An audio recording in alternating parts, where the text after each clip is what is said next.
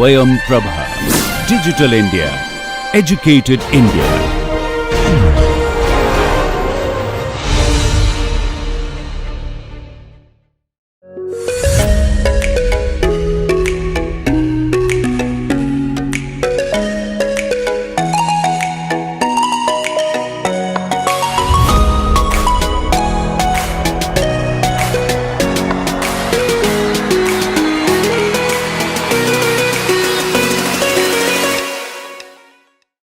Hello everyone and welcome to a new discussion which we are going to have on common derivatives of digital elevation models, and this is in two parts.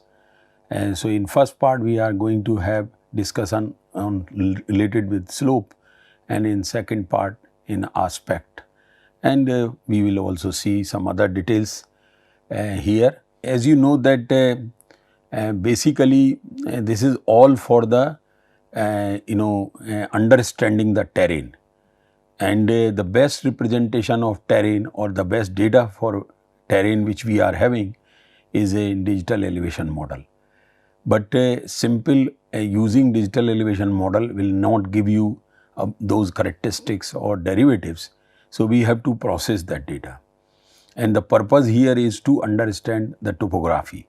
So now question is, what is basically topography? So basically topography, the surface characteristics such as slope, which we are going to discuss, aspect, relief and form of an area referred to as topography. So all these things which are part of topography, slope, and the most common derivatives of a digital elevation model are always slope and aspect. If you recall discussion related with TIN, and that is triangulated irregular network, we discussed that when TIN is generated, at the same time slope and aspect maps are also generated along with that. So that is in some way TIN is advantageous, but in case of a raster grid, which is a digital elevation model in our discussion, then these have to be derived separately. Now as you know that the topography of a surface basically is represented through our digital elevation model, and as we are going for higher and higher spatial resolution digital elevation models, we can study the topography in more detailed form, and we can get even information which otherwise was impossible using survey topographic maps or survey topo sheets. Because there the terrain is only represented through contours, and visualizing seeing contour and visualizing topography was very difficult, and all these slope and aspect was not that easy.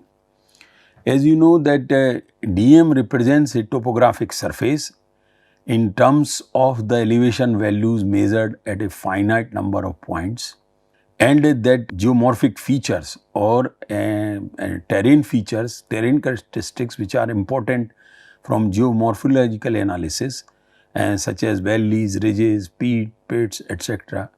are very important derivatives of a digital elevation model. Now if we talk about the geomorphological importance, then nowadays it is also possible, depending on the scale, if we choose appropriate scale for a terrain, then employing digital elevation model, we can also classify that terrain from geomorphological point of view as well. That means whether it's a peak, ridge, valleys, pits, etc. So this kind of analysis is also possible.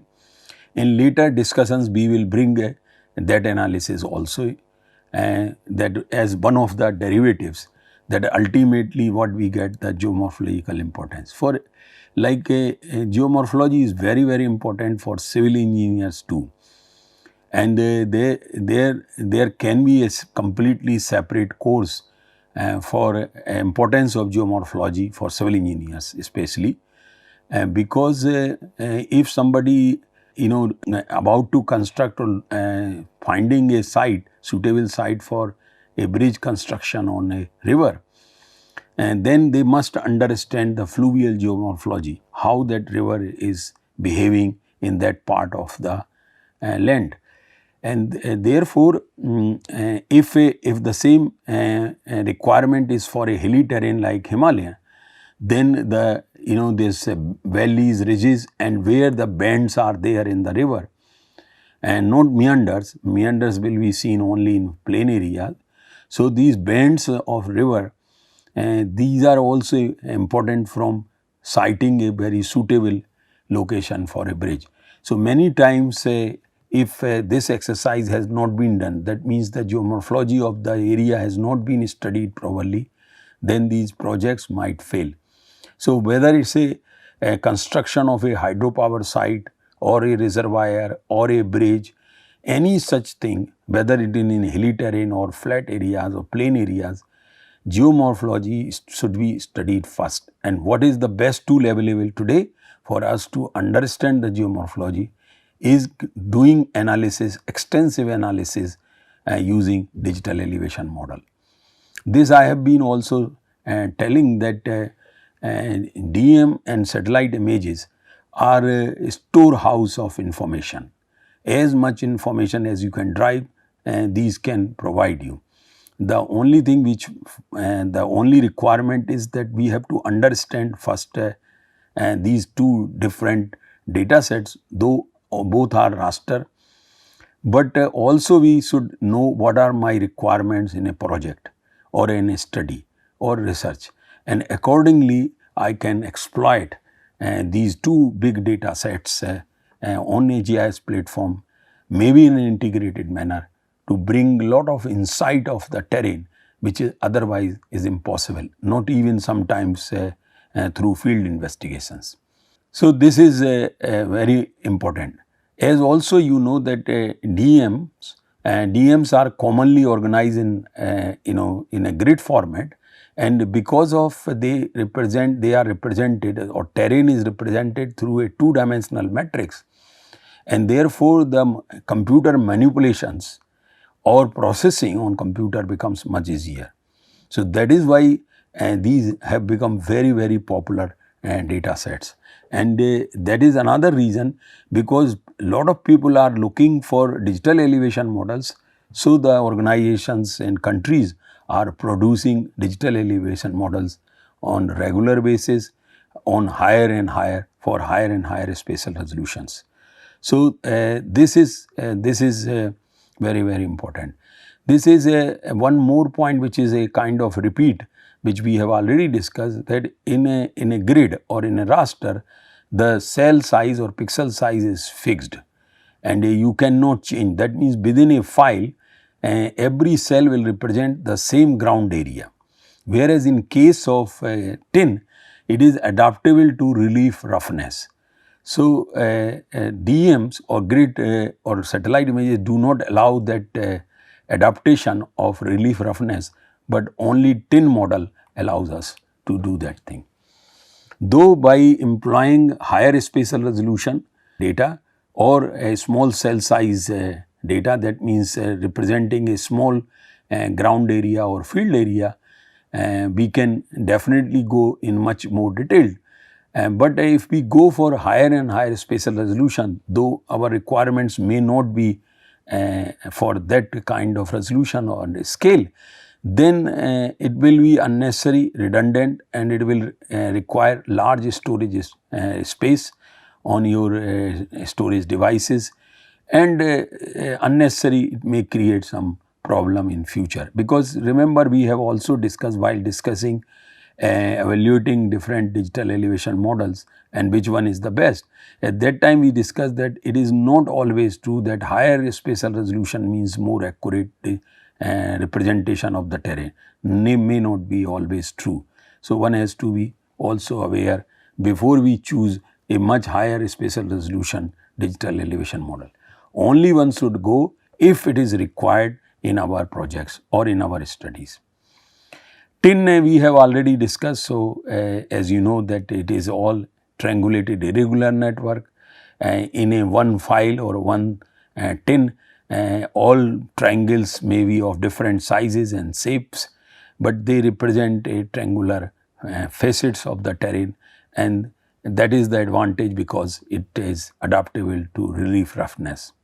And this information about the rough relief or relief roughness is only possible through this tin, and as you know that if basically the sizes of triangles will depend on what is the density of my observations. If a density of observations is very high and each those observation points or data or spot heights are representing different elevation values, like in case of a hilly terrain, then these will adopt or these will create smaller triangles, and the reverse in case of plain areas. So, what we do in order to drive these slope and aspects, the most common derivatives, and there are different variations are also there or variants are also there. So, these we do it through a function which is called topographic function, and which calculate the for topography. Suppose if I am going to calculate for slope, then what it will do is a neighborhood function basically. So, it would look in the surrounding, and wherever against the center cell value, if value anywhere in the in the surrounding is less, then it will note that one, and that becomes the direction of the slope as well. So, and also depending on the variation, how much variation with the central cell in terms of values, that will also decide the slope angle, that means the value of the slope. So, the most common topographic functions or transformations which we work with digital elevation models, as I have said, one is the slope, which simply we can define is the rate of change of elevation. So, if two cells they are having a large elevation difference, then that means there the slope is very high. How much it is there, that can also be decided easily through these transformation functions. There is another term which is used, is called gradient. Now, this is basically the maximum slope is called gradient. So, you may have a sloping surface, but all parts may not have the maximum, So, for identifying that which part is having the maximum slope, that we call as gradient, which is also possible and which we put also as one of the common derivatives of digital elevation model. And third common derivatives is the aspect, which is basically is the direction of a slope with reference to north. So, if I am having, for example, a sloping surface, so this will decide with the horizontal plane, this will decide what is the slope angle with this, but what is the orientation of this sloping surface with reference to the north will be decided in this analysis, which is aspect. So, this is the direction of a sloping surface with reference to the north is, those who are geologists having geological or earth sciences background, they can understand much easier. Slope is something like dip amount, and aspect is the strike direction basically.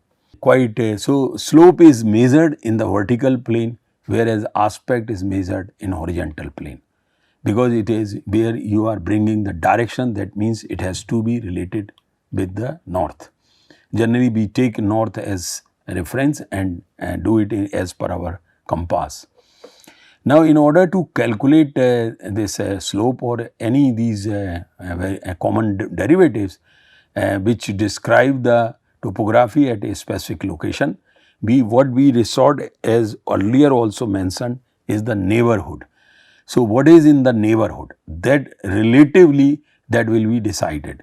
So, if neighborhood, suppose in a 3 by 3 matrix of cells, all cells are having the same value, that means the area is flat. But say in the southeast direction, in the corner, one cell is having lower value compared to the center cell, then we can say the slope is towards southeast direction. So, with reference to north, or that becomes our aspect. Now, what is the value of the slope in terms of either degree or percentage, that can be decided based on the difference between the central cell value and the, say in this example, southeast central and southeast cell value. So, in order to estimate these topographic functions or derivatives, generally a 3 by 3 window, a roving or moving window is used, and on the center cell, what we are deciding the value for the center cell on the point is usually used. So, if I am having a 3 by 3 window, then that window will move throughout all digital elevation file or 2-dimensional matrix, and whatever the value here for the center cell is decided by looking the neighborhood cells. So, this is how. Now, these cells of my this window 3 by 3 moving or roving window can also have their own weightages, and that can help us to find certain things in much easier way. It is very close to spatial filtering in terms of digital image processing. So, there are two kinds of filtering, one is based which is spatial filtering, another one based on the frequency, and that is fast Fourier transformation, other things. So, here we are going for spatial filtering which can be applied on any 2-dimensional matrix. Now, as we have been discussing that the most common derivatives of these topographic functions are slope and aspect calculation. Now, let us take first slope calculation.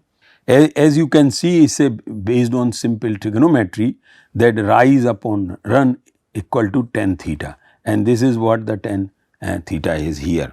So, if this rise is much more compared to what the run, then you would have a larger tan value, or if it is smaller, then you may have smaller. So, relatively like here, this one is having very less value, and degree of slope is being determined is 30. Here it is run and length is the same. So, tan theta or tan 45 here is like this 45 degree, and this tan theta here, and in this case when run is less and rise is very high, then we may have a much higher degree of slope. Now, the same slopes can also be represented in form of percentage. When we scale, instead of 0 to 60, if we rescale from 0 to 100, then we can also represent in terms of percentages. By default, in most of the GIS softwares, you would find that they will drive your slope in terms of degree, because we are much better, our brain is much better trained to understand the degree rather than percentage, but the option is definitely available in most of the GIS. It is a simple calculation that instead of having 0 to 60, you can 0 to 90, you can have percentage from 0 to 100 in that case. So, in that way it can be decided. Now, these values will be accordingly change. How these have been implemented in the software, one has to really check. The best one which I prefer always is keep in degree, which people understand very easily without any problem. Like here on the left image, as you can see that run is 100 meter, the rise is 20 meter. So, and when we substitute these values 20 and 100 in this equation, you get a 20% slope in that sense. Now, this is the one example of how the calculation is done, and using these roving windows or moving windows of 3 by 3 size. So, over the matrix a small window will move throughout and will try to see what is in the data, and accordingly it will calculate.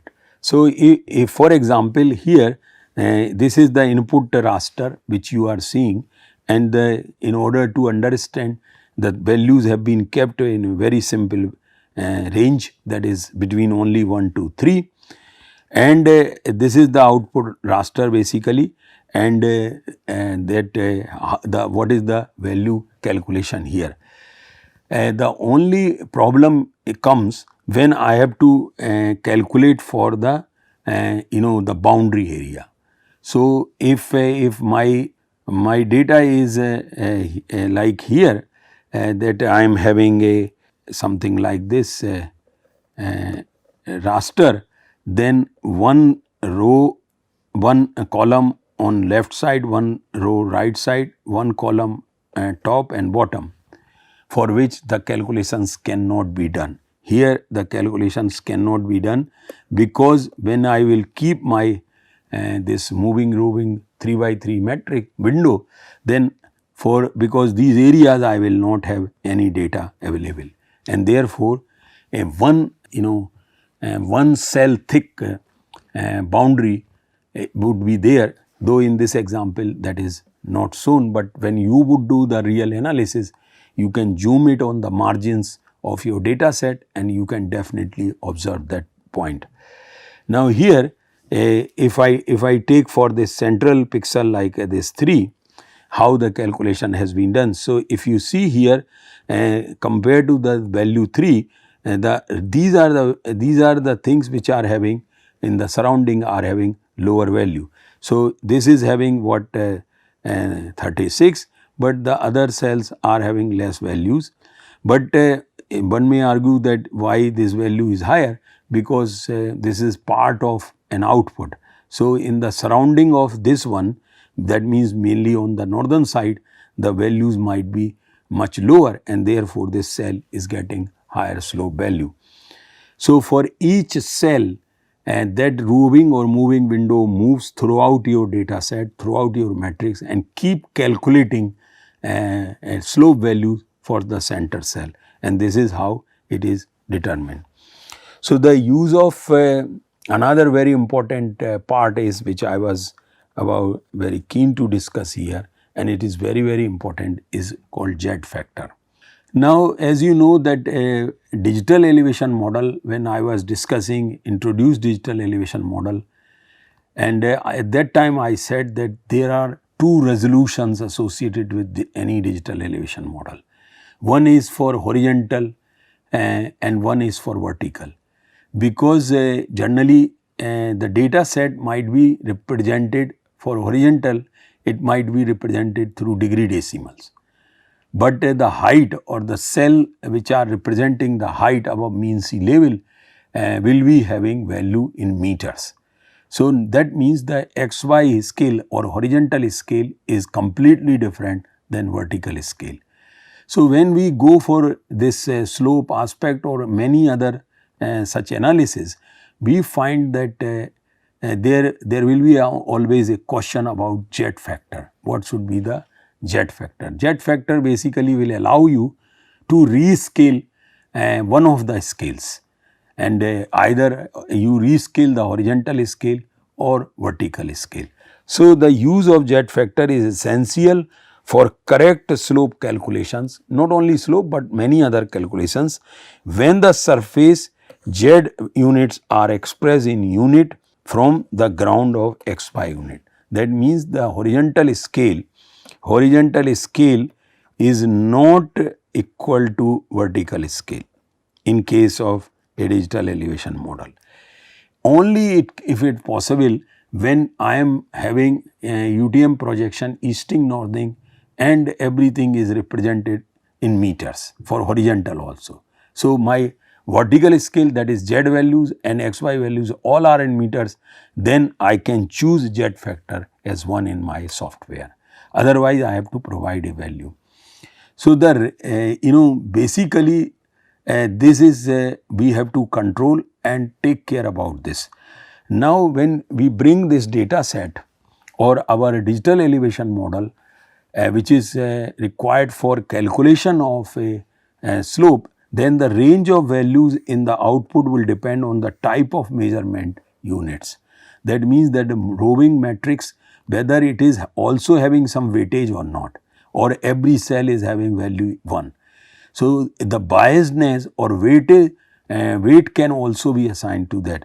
So, for degree, the range of the slope values will depend, of course, 0 to 90 degree, or in case of percentage 0 to 45, 0 to 100 in case of percentage. And sometimes we may get value 0. Like here in this example, this value, this cell is bearing value 0, and the 0 has been, or it's a no data basically. Or if it is flat terrain, then value would be 0, and no, of course it is really flat, so no slope at all, 0 degree slope.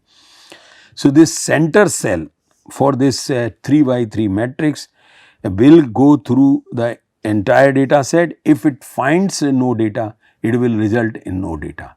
But if it finds a flat terrain, that means all cells below that 3 by 3 matrix are having same value, then the center cell will be assigned 0 value, not no data. So, no data will always result no data, like in this example, this is no data, result will all no data, whereas the all surround 3 by 3 cells, all 9 cells, if they are having value, same value, then 0 will be assigned. That means it is declaring is a flat terrain in compared to the neighborhood. Now, there will be a question, why only 3 by 3 roving moving window? This moving matrix, why not 5 by 5, why not 7 by 7? Yes, it can be done, but it will bring more computation time and may not bring very good results either, because it will smoothen the things which you do not want. So, this is the best option available, and most of these softwares have implemented only for 3 by 3, but I am sure that some software might allow you to design your own matrix and changing the dimension. Instead of 3 by 3, you can go any odd number. So, neighborhood cells will decide what should be the value. Here it is, let us take another example, but now I am introducing two different types of slopes. One is the planar slope, and in case of planar slope, this rate of change or delta of the surface is in horizontal, that is dx, dz and oblique dx, and the vertical dz by dy. Directions from the center cell determine the slope, and the basic the function or algorithm is used to calculate the slope is something like this, that the slope in degrees is a10, and this is under is square, then this square overall under root multiply by this truncated version, which is 180y divided by pi. So, this value has to be multiplied with that, and then you get slope in degree. Now, this slope algorithm or this concept can also be interpreted as follows, that the slope degree a10, that is rise upon run, multiply by this 180 by pi, or this 57.29578, and where that rise run is this function. So, by this you get the planar slope calculation. Further, if we see that the rate of change in x direction for the center cell, that is the E, is calculated like this, and then rate of change in the y direction is calculated like this. So, for each because say horizontal and there are two directions x and y, therefore, such calculations will required, and then finally you get a slope. So, in this example, like here this is my roving or moving window, which is on run on this one, this is my input raster, and when this is what the result I get, that these are slope output which I am getting in terms of degree. So, likewise I can do this calculation. What are the important things to remember is, of course, Z factor, and this because if Z units are not same as or rather vertical units are not same as horizontal units, one must take care about Z factor. When we go for percentage slopes, basically we are multiplying with 100, and if rise is a different unit than run, then we should take care about Z factor, otherwise it will bring completely wrong results. And so while doing this demonstration on computer of slope calculation, I will show you that what the difference it will bring if you do not take care about the Z factor. So that means the elevation and horizontal units must be same type in meters, and if they are not, then Z factors so cannot be one. Generally by default most of the softwares would keep Z factor as 1, assuming that horizontal and vertical scale are same. But if they do not know whether my data is in the digital elevation model, horizontal is in degree decimal, whereas my units for vertical are in meters. So this change is required. For average Z factor for India, which we have calculated, is 0.5 times 0.89. So how this figure has come? Basically, you are converting through this Z factor your meters into dt. So when both are, then the correct calculations of slope would be there, or correct estimation. So Z factor is only applicable in case of planar method. This is one example, typical example. This is the input your digital elevation model when it is subjected to for the slope calculation, and this is what output you get in degree. Now how you classify this one is a different thing.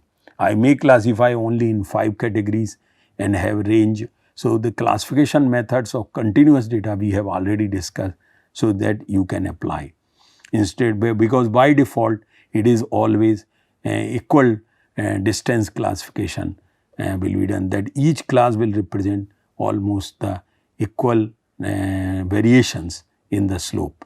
But if I want to change to equal area or quantile or standard deviation, I can choose accordingly.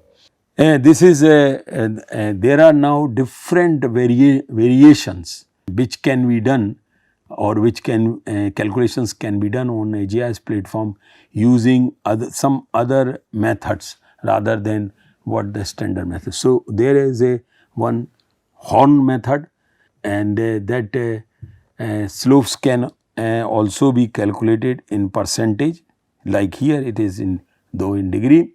Now what in horn method is that this is my these are my these 3 by 3 cells, and they have been given here in this example Z1, Z2, Z3 like this.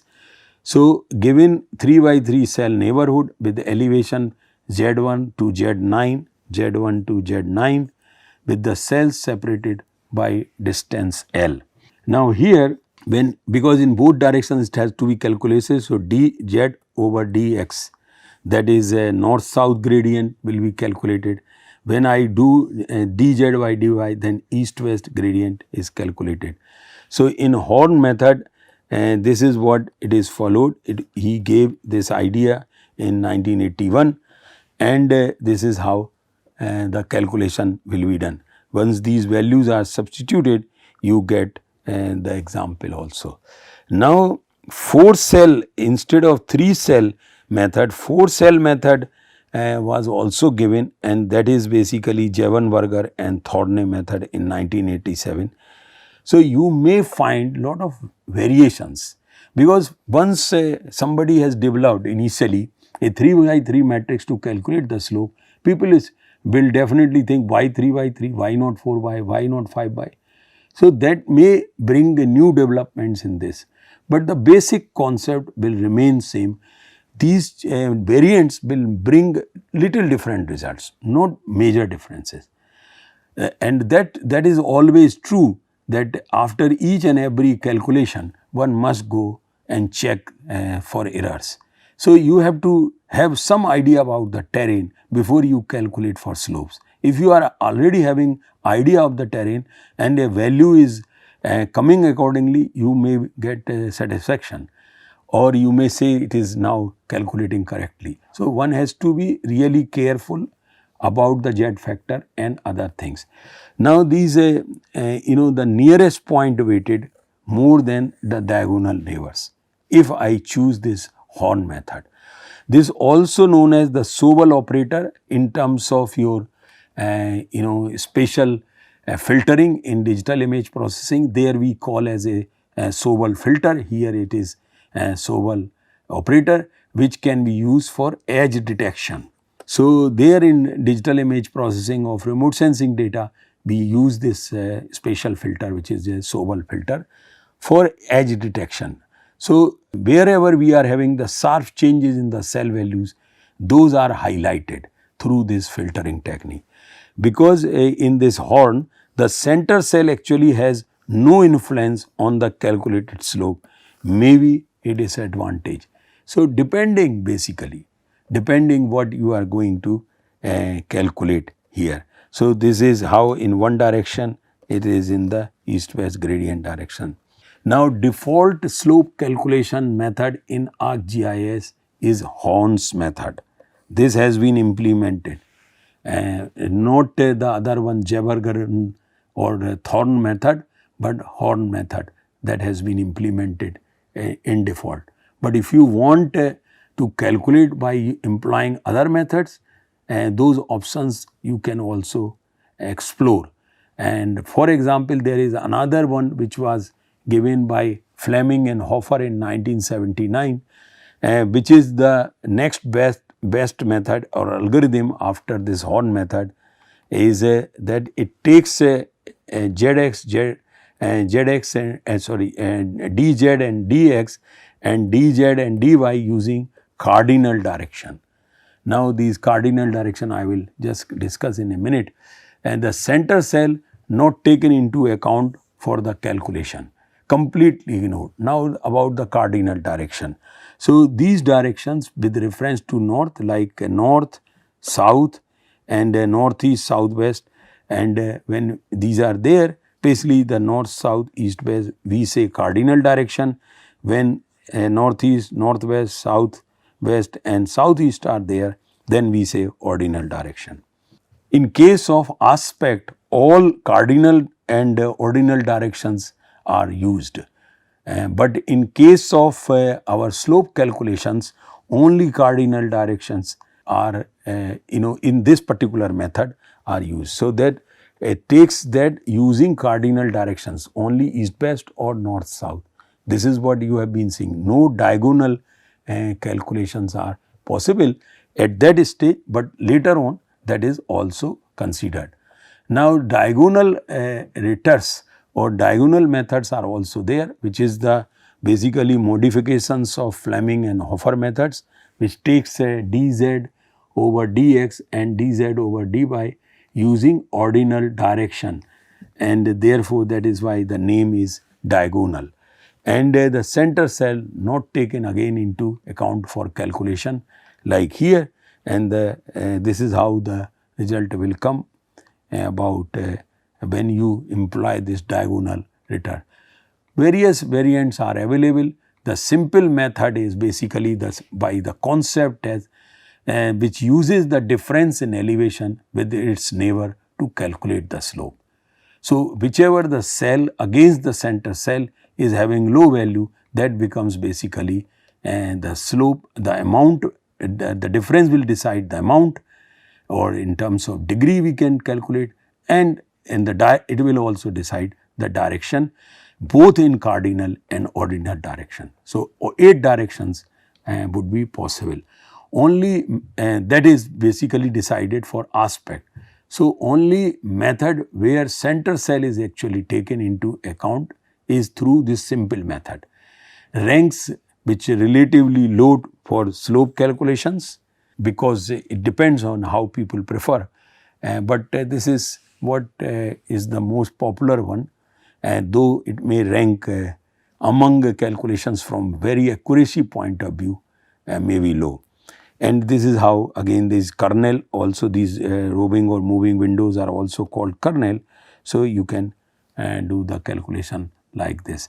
Now, I have already shown the same digital elevation model was subjected to Horn method. Now this is the Javer-Bergen and Thorne method. I will also show you the comparison when the same digital elevation model was subjected to two completely different methods. This is how you get the results also. So, for one particular cell against cell, so they 1, 2, 3, 4, 5 against 5 individual cells when the comparison was made, here we are getting 1.2 degree, here we are getting 3.3 degree. So, it is more than double. Again here 8.6 degree, it is giving 5 degree. So, as you go towards higher degree, you may get a different thing. Now, here it is almost same, 29 degree it is giving the lower value, 49 degree it is quite close to that one.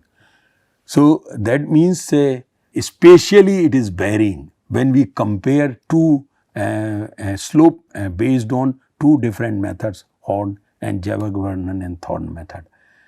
Now, which one is correct?